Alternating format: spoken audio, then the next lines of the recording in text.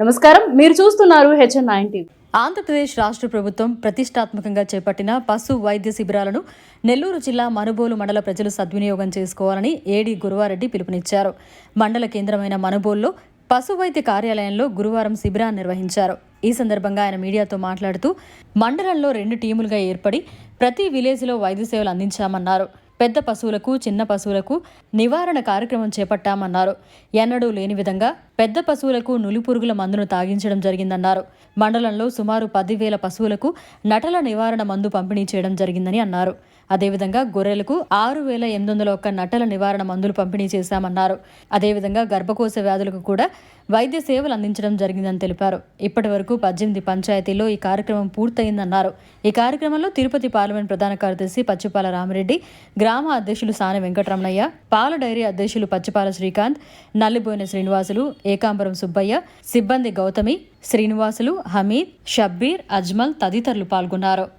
మన మనుబోలు మండలంలో 2 టీములుగా ఏర్పాటు చేసి ప్రతిరోజు ఒక టీం ఒక పంచాయతీకి వెళ్ళేటట్టు చేయడం జరిగింది. ఆ 2 టీములు ఇప్పటి వరకు 18 పంచాయతీలని కవర్ చేశాయి.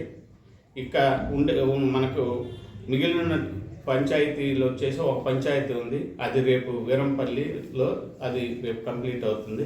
కాబట్టి ఇప్పుడు దాకా మేము చేసింది ఈ పంచాయతీల్లో చేసింది 10,000 పెద్ద పశువులకి, అలాగే 6,801 వచ్చేసి గొర్రెలకి,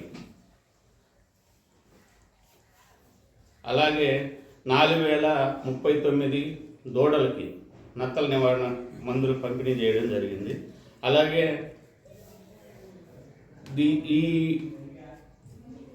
10 రోజుల క్యాంపులో ఒక 2,000 మంది ఫార్మర్స్ కూడా దీనివల్ల పాడి రైతులు బెనిఫిట్ పొందారు. అనిమల్స్ని కూడా 3,972 అనిమల్స్ని మేము ఈ క్యాంపుల్లో ట్రీట్మెంట్ చేయడం జరిగింది. అట్లే గర్భకోశానికి రాని వ్యాధులకు కూడా 318 పశువులకి గర్భకోశ వ్యాధులకు సంబంధించి ట్రీట్మెంట్ చేయడం జరిగింది. అలాగే 3,972 మొత్తం 3,972 పశువులకి ఈ క్యాంపుల్లో మేము ట్రీట్మెంట్ చేయడం జరిగింది. మరిన్ని అప్డేట్స్ కోసం మన HN9 టీవీ ఛానల్ని సబ్స్క్రైబ్ చేసుకోండి.